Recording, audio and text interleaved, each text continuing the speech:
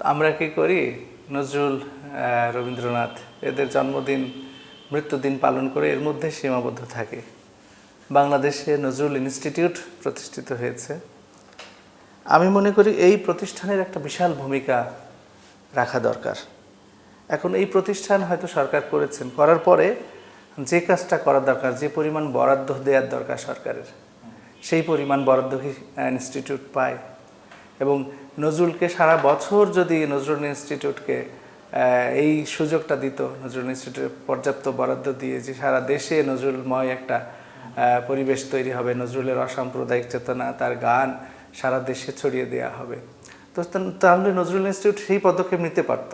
তবে ইদানিং দেখলাম যে বাংলাদেশ সরকার নজরুল বর্ষ ঘোষণা করেছে এবং বেশ কিছু পদক্ষেপ নিয়েছে যে সারা দেশে নজরুলের চর্চার জন্য এই বছরে একটা কিছু হবে। কিন্তু আমি মনে করি শুধু নজরুল বর্ষ করে এক বছরে কিছু করে এটা কিছু হবে না, এটা সারা বছর যেন এটা চলতে থাকে।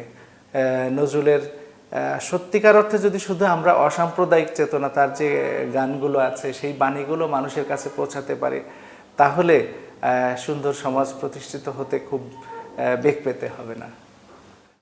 তোমার সুরের নেশায় যখন ঝিমাবে আকাশ, কাঁদিবে পবন, তোমার সুরের নেশায় যখন ঝিমাবে আকাশ, কাঁদিবে পবন, রোদন হইয়া আসিব তখন, রোদন হইয়া আসিব তখন, তোমার বক্ষে দুলিতে